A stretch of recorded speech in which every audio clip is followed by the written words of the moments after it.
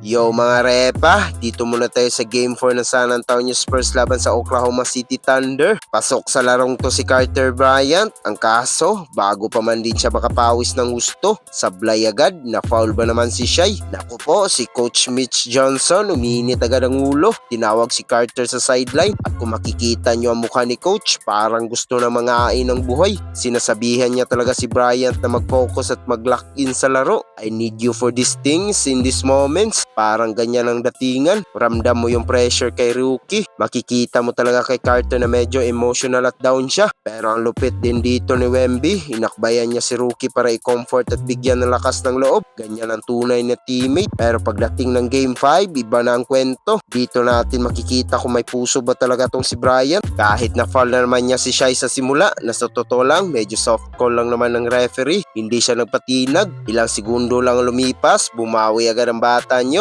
Dumrive, nakuha ang basket. Ang sarap tignan ng bench ng Spurs. Nagtalunan sa tuwa at hindi pa doon nagtatapos mga repa. Sa susunod na opensa, pumoste, umakbang at swak ang 3-pointer. Kayang-kaya, walang kaba. At eto na ang pinakamagandang parte ng video. Tignan nyo naman si Coach Mitch Johnson mula sa galit na galit nung nakaraang laro. Ngayon naman, abotenga ang ngiti habang pumapalakpak. Sabi nga ng commentator, si Coach Mitch ang number 1 fan niya ngayon. Kitang-kita na napakataas ng potential nito si Carter Bryant at kaya lang naman siya pinapagalitan dati dahil alam ni Coach kung ano ang kaya niyang ibuga. Nakaka-proud, di ba? Kaya kayo mga repa, anong masasabi nyo sa naging bawi ni Carter Bryant? I-comment nyo naman yan sa baba. Huwag nyo rin kalimutan mag-like at subscribe para lagi kayong updated sa mga kwentuhan basketball. Hanggang sa muli, peace out!